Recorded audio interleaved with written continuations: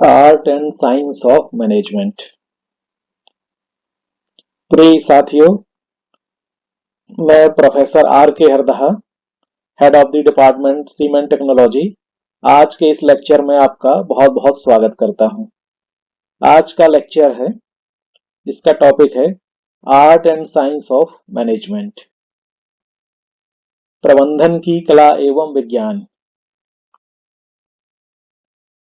Management क्या है?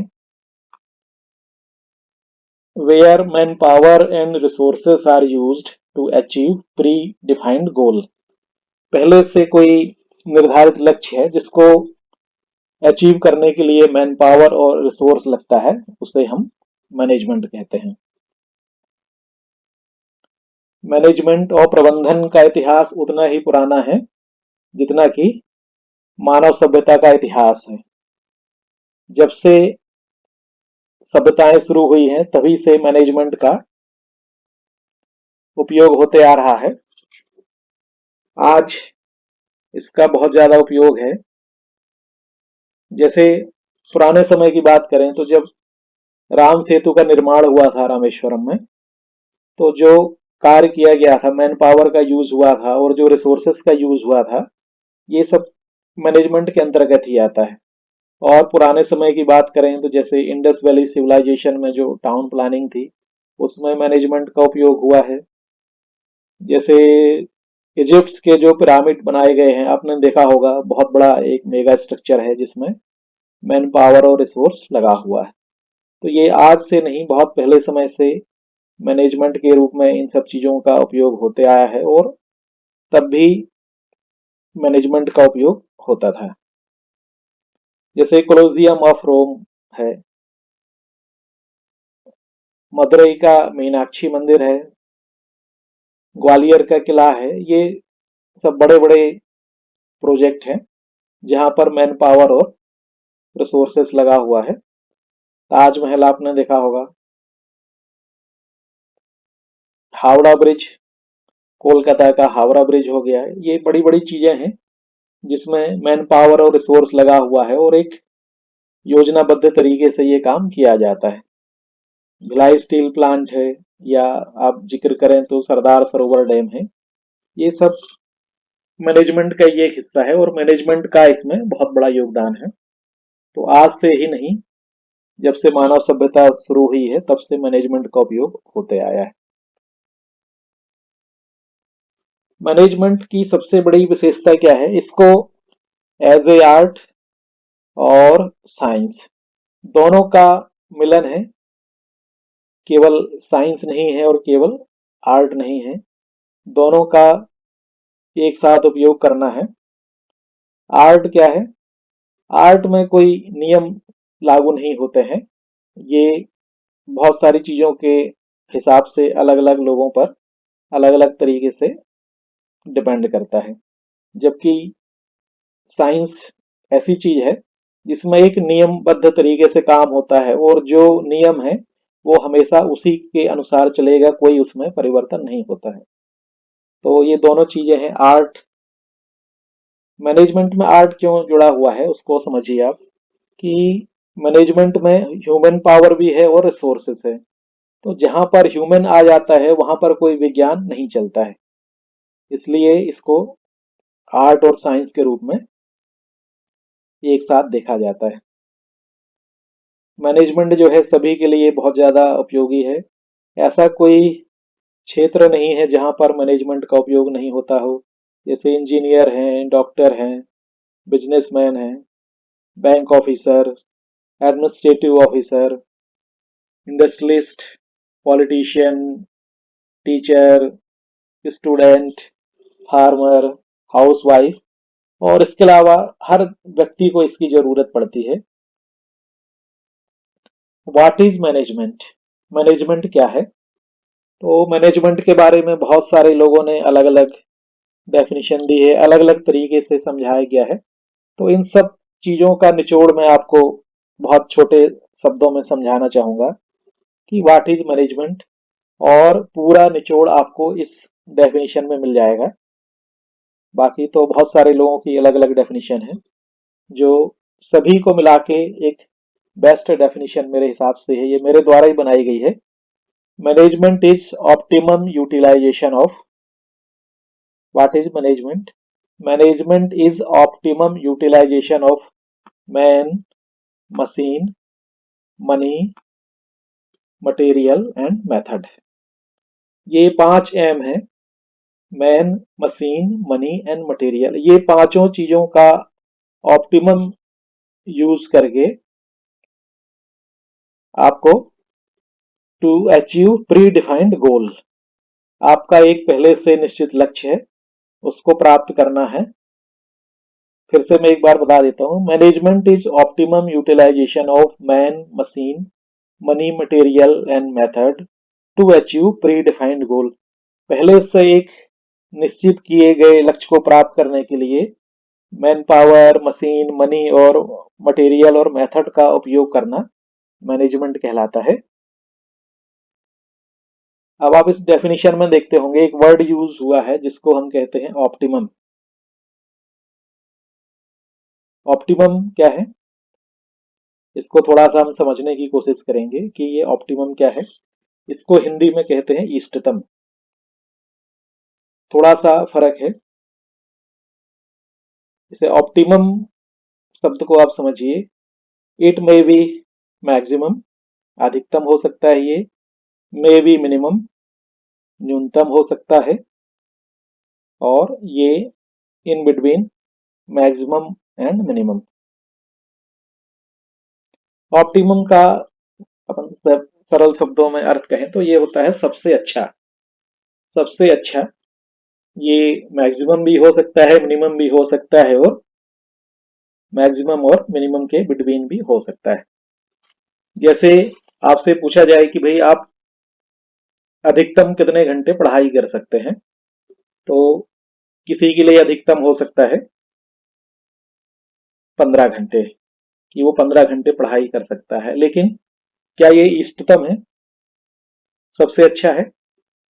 इसमें इसका आंसर ये है कि यदि हम अधिकतम पढ़ाई करते हैं, पढ़ने को 15 घंटे पढ़ सकते हैं, लेकिन फिर उसके हमको साइड इफेक्ट्स देखने को मिलते हैं। कई बार किसी को पीठ दर्द होने लगता है, किसी को बीमारी हो जाती है या स्वास्थ्य में बुरा असर पड़ता है, तो हम, कोई जरूरी नहीं है कि 15 घंटे पढ़ें।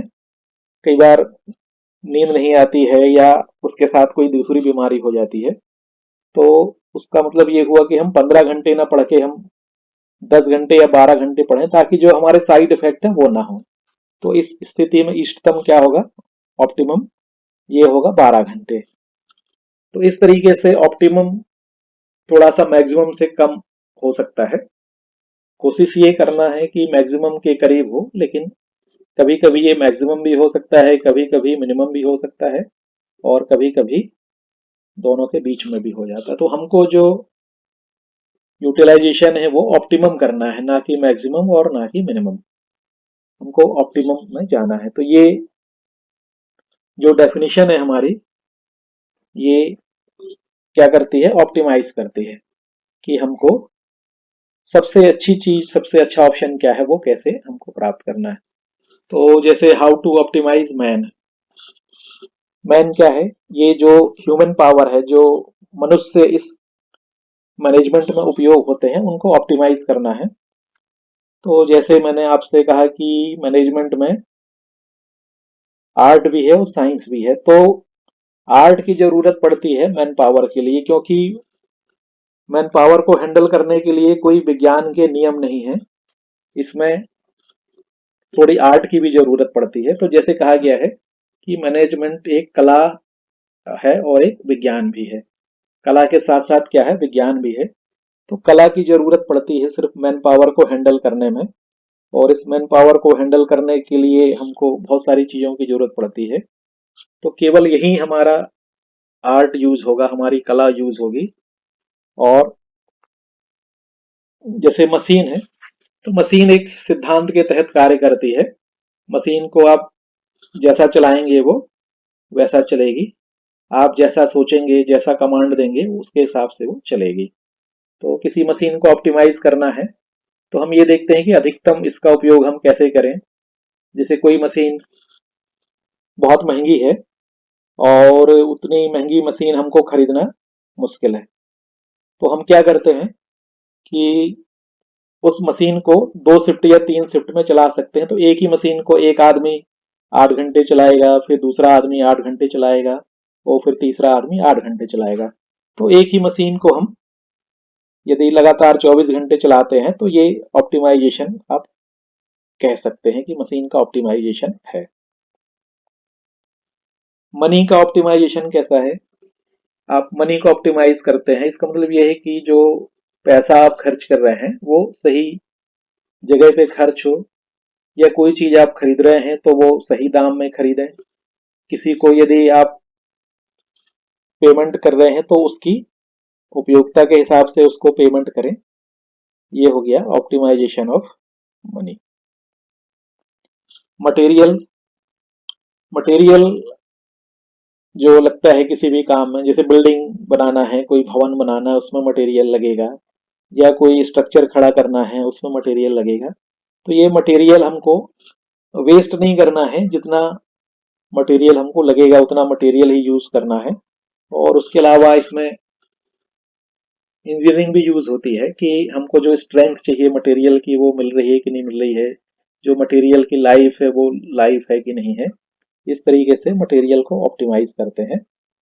और पांचवी चीज है मेथड, कि आप किस विधि का उपयोग कर रहे हैं। कई बार ऐसा होता है कि किसी विधि में रिसोर्सेस भी ज्यादा लगते हैं, टाइम ज्यादा लगता है, मटेरियल ज्यादा लगता है, और कोई अल्टरनेट मेथड ऐसी होती है जिसमें समय भी कम लगता है, मटेरियल भी कम लगता है।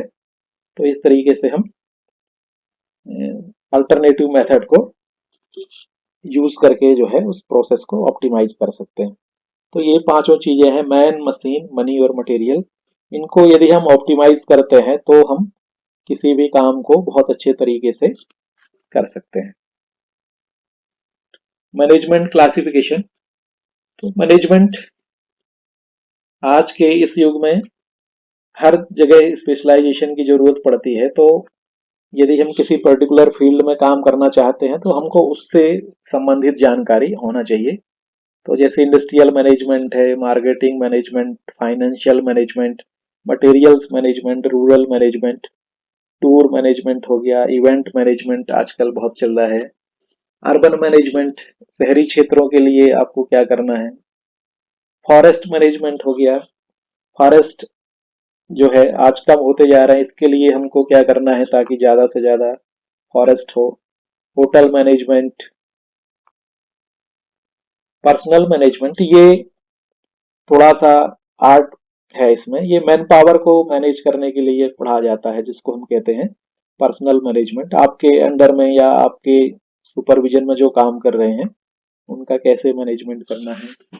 वाटर मैनेजमेंट, पानी का अधिकतम उपयोग कैसे करना है, कहाँ से पानी लाना है, कैसे उसको यूज करना है। एक है डिजास्टर मैनेजमेंट, कभी कोई प्राकृतिक आपदा आती है तो उसको कैसे मैनेज करना है। ये सब चीजें आजकल स्पेशलाइज्ड सब्जेक्ट के रूप में पढ़ाई जाती हैं, क्योंकि आजकल इतना डेवलपमेंट हो गया है कि किसी एक चीज के बारे में पूरी जानकारी प्राप्त करना बड़ा मुश्किल होता है। अब मैनेजमेंट में एक्टिविटी कौन कौन सी करते हैं, तो मैनेजमेंट के अंतर हम 7 एक्टिविटी करते हैं। सबसे पहली जो एक्टिविटी है वो है प्लानिंग, कि जब तक आप किसी चीज की प्लानिंग नहीं करेंगे, आगे आपको क्या करना है, कैसे करना है, वो आप डिसाइड नहीं कर पाएंगे। तो सबसे पहले प्लानिंग करिए। तो ये टेबल वर्क है। कहा जाता है कि यदि प्लानिंग आपकी सही है तो आपका हर काम सही होगा, समय पे होगा और कम खर्चे में हो जाएगा। और यदि आपकी प्लानिंग गलत है तो हर जगह आपको परेशानी होगी। इसलिए सबसे महत्वपूर्ण एक्टिविटी क्या है मैनेजमेंट की? प्लानिंग। प्लानिंग यदि सही है तो आपका हर काम सही हो जाएगा। दूसरा है ऑर्गेनाइजेशन, कि प्लानिंग करने के बाद एक ऑर्गेनाइजेशन हमको बनाना है, वर्क डिस्ट्रीब्यूशन करना है, हर किसी को जिम्मेदारी देना है, और एक ऑर्गेनाइज्ड वे में हमको काम करना है। तो ये हो गया ऑर्गेनाइजेशन। इसमें अलग अलग टीम बना के भी, कोई बड़ा प्रोजेक्ट है तो उसके लिए अलग अलग टीम बना के अलग अलग काम किया जाता है, और कौन सी टीम को क्या काम करना है ये हम डिसाइड करते हैं। तीसरा है स्टाफिंग। स्टाफिंग का मतलब ये होता है कि हमको जो प्रोजेक्ट है उसके लिए मैन पावर जो चाहिए उसको हमको रिक्रूट करना है और उनको काम देना है। तो इसमें सबसे महत्वपूर्ण चीज क्या है? सही काम के लिए सही व्यक्ति का चयन है। यदि आपने सही काम के लिए सही व्यक्ति का चयन कर लिया तो मतलब आपका काम पूरा पूरा हो गया। अदरवाइज यदि आपने सही काम के लिए गलत व्यक्ति, गलत काम के लिए सही व्यक्ति का चयन कर लिया तो पूरा प्रोजेक्ट आपका गड़बड़ हो जाएगा। तो ये स्टाफिंग में आप कोशिश करिए right person for the right job. अब है आपका डायरेक्शन। जब सब काम हो जाए तो आपको एक ऑर्गेनाइज्ड वे में कि ऊपर से नीचे, जैसे ऊपर का जो अधिकारी है वो नीचे को बताएगा कि आपको ये काम करना है, ऐसे करना है, कब करना है, ये आपको बताना पड़ेगा। पांचवा है कंट्रोल। जो भी काम आप कर रहे हैं तो ऐसा नहीं है कि उस पर कोई कंट्रोल ना हो, आप उसकी प्रोग्रेस देखते रहें कि जैसा आपने प्लान किया हुआ है उसके हिसाब से काम चल रहा है कि नहीं चल रहा है, और यदि उसमें कोई गड़बड़ी है तो आप उसको ध्यान दें कि किस वजह से काम गड़बड़ हो रहा है। छठवा है रिपोर्टिंग। आपको फीडबैक लेना है कि जो हमने प्लान किया हुआ है उसके हिसाब से काम चल रहा है नहीं चल रहा है, और जो आपके अलग अलग ऑफिसर हैं जिस काम को कर रहे हैं या जिसको जो काम दिया गया है तो वो अपने काम की प्रोग्रेस आपको बताए कि कितना काम हुआ है या नहीं हुआ है, तो किस वजह से नहीं हुआ है। और सातवां है बजटिंग। बजटिंग का मतलब ये होता है कि आपका जो प्रोजेक्ट है जिसका आपको मैनेजमेंट करना है उसमें कितना पैसा लगा हुआ है और वो पैसा कितना खर्च हुआ, कितना बचा है, और यदि खर्च हो रहा है तो सही जगह पे खर्च हो रहा है, इकोनॉमिकली खर्च हो रहा है, ये आपको देखना है। तो ये 7 चीजें हैं जो मैनेजमेंट के अंतर्गत आती हैं। अब थ्योरीज ऑफ मैनेजमेंट। मैनेजमेंट की थ्योरीज क्या है, सिद्धांत क्या है? तो मैनेजमेंट के 3 सिद्धांत हैं जिस पे ये कार्य करता है। सबसे पहला है डिसीजन थ्योरी। क्योंकि मैनेजमेंट में आपने देखा होगा हर जगह आपको डिसीजन लेना है कि कौन सा काम करना है, कब करना है, कैसे करना है, कौन करेगा। तो ये हर जगह आपको डिसीजन लेना है। जैसे कोई प्लांट आपको शुरू करना है तो कहाँ पे शुरू करना है, वहां पे रॉ मटेरियल मिलेगा कि नहीं मिलेगा, मैन पावर मिलेगा कि नहीं मिलेगा, मार्केटिंग के लिए। तो ये सब चीजें कहलाती हैं डिसीजन थ्योरी। आपको निर्णय लेना है, और निर्णय कैसे ले पाएंगे? जब आपको उस चीज के बारे में विस्तार से जानकारी होगी तो आप निर्णय ले पाएंगे। दूसरा है क्वांटिटेटिव थ्योरी। इसमें हम बहुत सारी चीजों का पहले कैलकुलेशन करते हैं और उसके बाद उसका इम्प्लीमेंटेशन करते हैं, या कोई डिसीजन लेने में भी हमको मदद मिलती है क्वांटिटेटिव थ्योरी से। तो ये हो गई क्वांटिटेटिव थ्योरी। और तीसरी थ्योरी है बिहेवियरल साइंस, जिसको कहते हैं व्यवहार विज्ञान। तो ये बिहेवियर साइंस जो है, व्यवहार विज्ञान, ये आर्ट है। क्योंकि किसी मनुष्य की साइकोलॉजी समझना, ये कोई इसमें नियम नहीं लगता है, कोई फार्मूला नहीं लगता है, ये पर्सन टू पर्सन वेरी होती है। हर व्यक्ति का व्यवहार हर किसी के प्रति अलग अलग होता है। तो जैसे कि डेफिनेशन में ही कहा गया है कि management is art as well as science, या science as well as art. तो दो जगह हमारा साइंस का काम है। डिसीजन थ्योरी में भी साइंस लगेगी, क्वांटिटेटिव थ्योरी में भी साइंस लगेगी, लेकिन ये जो बिहेवियरल साइंस है इसमें थोड़ा सा आर्ट जिसको हम कहते हैं उसकी जरूरत पड़ती है। डिसीजन थ्योरी में कोई भी निर्णय लेना हो तो हम क्या करेंगे? सबसे पहले तो जानकारी यदि है तभी हम डिसीजन ले पाएंगे, यदि हमको जानकारी नहीं है तो डिसीजन नहीं ले पाएंगे। जैसे यदि हमको किसी बड़े शहर में जाना है तो पहले हमको पूरी जानकारी हो कि उस शहर में रुकने की व्यवस्था है, जाने के लिए कौन सी ट्रेन है, कहाँ रुकना है, कैसे जाना है, कब जाना है, कितना समय लगेगा। तो ये सब चीजें डिसीजन थ्योरी में आती हैं। अब डिसीजन अलग अलग पॉलिसी के हिसाब से लिए जाते हैं। जैसे पॉलिसी डिसीजन है, एडमिनिस्ट्रेटिव डिसीजन है, और एग्जीक्यूटिव डिसीजन है। तो पॉलिसी डिसीजन जो है आपकी कंपनी की पॉलिसी या आप क्या चाहते हैं उसके हिसाब से लिए जाते हैं। एडमिनिस्ट्रेटिव डिसीजन जो है प्रशासनिक डिसीजन है, ये कोई प्रशासनिक अफसर है उसके द्वारा लिए जाते हैं। और एग्जीक्यूटिव डिसीजन जो है, जो कार्यपालन अधिकारी होते हैं या जिनको काम करना होता है, जो उसके लिए जिम्मेदार होते हैं, उनके द्वारा लिए जाते हैं। तो ये अलग अलग है। पॉलिसी डिसीजन जो है, ये किसी कंपनी की पॉलिसी रहती है। कोई कंपनी प्रॉफिट के लिए काम करती है, कोई कंपनी जनता की सेवा के लिए काम करती है, तो ये अलग अलग।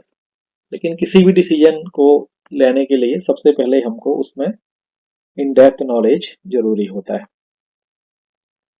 ये क्वांटिटेटिव थ्योरी है। ये इसमें क्वांटिटी जैसे नंबर है कि आपको कितना पैसा लगेगा, कितना रॉ मटेरियल लगेगा, कितने आदमी काम करेंगे, तो कोई भी क्वांटिटी आपको निकालना है। जो क्वांटिटी आती है वो एक कैलकुलेशन से आती है, और वो कैलकुलेशन कैसे करना है वो इस क्वांटिटेटिव थ्योरी में। तो इसके दो मेथड हैं। एक तो मैथमेटिकल कैलकुलेशन है, जो सीधे जोड़ना, घटाना, गुणा, भाग या कोई फार्मूले का उपयोग करके आप कर सकते हैं। और दूसरी जो इसमें क्वांटिटेटिव थ्योरी में एक और मेथड है कैलकुलेशन की, ये है स्टैटिक्स एंड प्रोबेबिलिटीज। कई बार अनुमान हमको लगाना होता है, तो उसके लिए मैथमेटिक्स में स्टैटिक्स या प्रोबेबिलिटी का यूज करते हैं। कि एक हमको डेटा चाहिए होता है, तो या तो सीधे मैथमेटिकल कैलकुलेशन से निकाल सकते हैं या स्टैटिक्स और प्रोबेबिलिटी के द्वारा निकाल सकते हैं। तो ये भी प्री डिफाइंड होते हैं, ये साइंस के अंतर्गत आते हैं। तीसरी थ्योरी जो है बिहेवियरल साइंस की, ये व्यवहार विज्ञान कहलाती है। ये आर्ट का पार्ट है, जिसमें मनोविज्ञान, साइकोलॉजी जो है, ये हर किसी की साइकोलॉजी समझना जो है ये बड़ा कठिन होता है, तो इसके लिए हमको मनोविज्ञान का जानना जरूरी होता है। दूसरी है समाज विज्ञान, जिसको कहते हैं सोशल साइंस। तो ये थोड़ा सा आसान है कि सामाजिक परिस्थितियों के हिसाब से आप बहुत सारे निर्णय ले सकते हैं और ये ज्यादातर सही बैठते हैं। लेकिन साइकोलॉजी जो है वो बहुत ही अनिश्चित होती है, आप इसको सही तरीके से नहीं पता लगा सकते हैं। और तीसरा है ह्यूमन रिलेशंस, मानवीय संबंध क्या है। तो ये एक थोड़ा सा अलग है कि भाई जैसे कोई भी कर्मचारी यदि हमारे ऑर्गेनाइजेशन में काम कर रहा है, तो उसकी भलाई के लिए हम लोग हमेशा ध्यान दें और किसी भी प्रकार से उनका शोषण ना करें। तो ये बिहेवियर साइंस के अंतर्गत आता है। और इसमें ऐसा भी है कि यदि हमारे जो कर्मचारी हैं वो सेटिस्फाई हैं, तो वो आपकी कंपनी के लिए मन लगा के काम करेंगे और निश्चित ही आपकी कंपनी को प्रॉफिट होगा। तो ये पार्ट जो है थोड़ा सा आर्ट का पार्ट है, और इसमें कोई फार्मूला नहीं लगता है। ये मनोविज्ञान है, ये फिर भी थोड़ा सा स्टडी के द्वारा इसको समझा जा सकता है। अब जैसा कि हमने पूर्व में आपको बताया था कि जो मैनेजमेंट है ये काफी समय से चला आ रहा है। धीरे धीरे इसमें जानकारी इकट्ठी होती गई और एक ये पूरा जो है एक अलग से स्पेशलाइजेशन के रूप में आ गया है। तो यदि आप इंडिया के टर्म में बात करेंगे कि मैनेजमेंट के गुरु कौन है या किनको मैनेजमेंट गुरु के नाम से जाना जाता है, तो वो चाणक्य हैं, जिनको भारत में मैनेजमेंट गुरु के नाम से जानते हैं। और इनकी चाणक्य नीति जो है ये मैनेजमेंट के लिए बहुत ही महत्वपूर्ण है। लेकिन इनका जो मैनेजमेंट है वो ज्यादातर साइकोलॉजी से ज्यादा संबंधित है, कि हमको मनोवैज्ञानिक तरीके से काम कैसे करना है। और इसके चार हिस्से हैं: साम, दाम, दंड, भेद। ये आप सभी लोगों ने पढ़ा होगा। साम, दाम, दंड, भेद। कोई भी काम आपको करवाना है तो ये चार तरीके से करवाया जा सकता है। साम का अर्थ यह होता है कि यदि किसी को काम को आपको करवाना है, तो उसको आप एक बार समझाएंगे और उस काम को वो करने के लिए तैयार हो जाता है, उसको समझ में आ जाता है कि हमको ये काम करना है। दूसरा है दाम। कई बार ऐसा होता है कि समझाने से यदि कोई काम नहीं होता है, तो उसके लिए दाम अर्थात पैसा देके वो काम करवाया जा सकता है। पैसे का मतलब ये नहीं है कि हम उसको रिश्वत दे के काम करवाएं। इसमें कई बार क्या होता है कि जैसे यदि कोई ज्यादा मेहनत का काम है या कठिन काम है तो उसके लिए हम ज़्यादा उसका पैसा देके काम करवा सकते हैं। लेकिन इसका मतलब ये कतई नहीं है कि हम किसी को रिश्वत देके अपना काम करवा लें। इस तरीके का काम हमको मैनेजमेंट के अंतर्गत नहीं करना है। कई बार क्या होता है कि जैसे आपको अपने राज्य का शासन चलाना है तो कई बार लोग समझाने से नहीं मानते हैं, गलत काम करते हैं, तो उसको सुधारने के लिए एक तरीका क्या है, उसको दंड देते हैं, उसको पनिशमेंट देते हैं, तो आगे आगे वो गलत काम ना करे और आपका शासन प्रशासन सही तरीके से चलता रहे। तो इस तरीके से दंड द्वारा, जैसे स्कूल में कोई बच्चा है, यदि उसको बार बार समझाने के बाद भी वो उधम करता है, बदमाशी करता है, शैतानी करता है, तो उसको दंड देके सुधारा जा सकता है। या कोई क्रिमिनल है तो उसको सजा दी जाती है ताकि वो सुधर जाए और उसको समाज को किसी प्रकार से परेशानी ना हो। और चौथा है भेद। कई बार ये मैनेजमेंट में भेद का मतलब ये होता है कि उनकी कोई कमी या कोई ऐसी गुप्त जानकारी हमको मिल जाए ताकि उसके द्वारा हम उस जानकारी के द्वारा उसको वो काम करवा सकें या उसको परास्त कर सकें। तो ये चाणक्य नीति में साम दाम दंड भेद, ये चार चीजें बताई गई हैं। और इसके अलावा चाणक्य नीति में बहुत सारी चीजें हैं।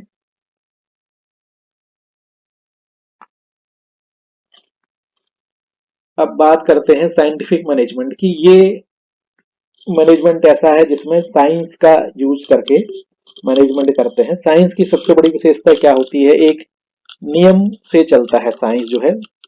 जैसे पानी हमेशा ऊपर से नीचे की ओर बहेगा, टेम्परेचर जो है हर बार हायर टेम्परेचर से लोअर टेम्परेचर में चलेगा, कोई भी वस्तु ऊपर से नीचे की ओर गिरेगी। तो ये साइंस के नियम है, ये सभी के लिए एक जैसे होते हैं, सर्वमान होते हैं और ये बदलते नहीं है। तो इस थ्योरी को लेके जो मैनेजमेंट किया जाता है वो साइंटिफिक मैनेजमेंट कहलाता है। और चूंकि आजकल इंडस्ट्रियलाइजेशन का जमाना है, ज्यादातर मशीनों का उपयोग होता है, तो ये साइंटिफिक मैनेजमेंट आज की तारीख में बहुत ज्यादा उपयोग हो रहा है। और ये जो इंडस्ट्रीज हैं, जो बड़ी बड़ी इंडस्ट्रीज हैं, वहां पर जो मैनेजमेंट उपयोग में लाया जाता है उसको साइंटिफिक मैनेजमेंट कहते हैं। और जो साइंटिफिक मैनेजमेंट है, फादर ऑफ साइंटिफिक मैनेजमेंट, ये जिनको जनक कहा जाता है साइंटिफिक मैनेजमेंट का, वो है F. W. टेलर, जिन्होंने साइंटिफिक मैनेजमेंट की शुरुआत की। और इंडस्ट्री में जो मैनेजमेंट उपयोग होता है ये साइंटिफिक मैनेजमेंट कहलाता है। लेकिन इसमें भी वही चीजें हैं कि हमको थोड़ा सा मैन पावर को यदि सही तरीके से यूटिलाइज करना है तो उसमें कहीं ना कहीं साइकोलॉजी का उपयोग हमको करना पड़ता है। तो इस तरीके से हम man, machine, money, material and method को ऑप्टिमाइज करके मैनेजमेंट को सक्सेसफुली परफॉर्म कर सकते हैं। और आज की तारीख में यदि आप सक्सेसफुल मैनेजर हैं तो आपकी बहुत कद्र है, इंडस्ट्री में आपकी बहुत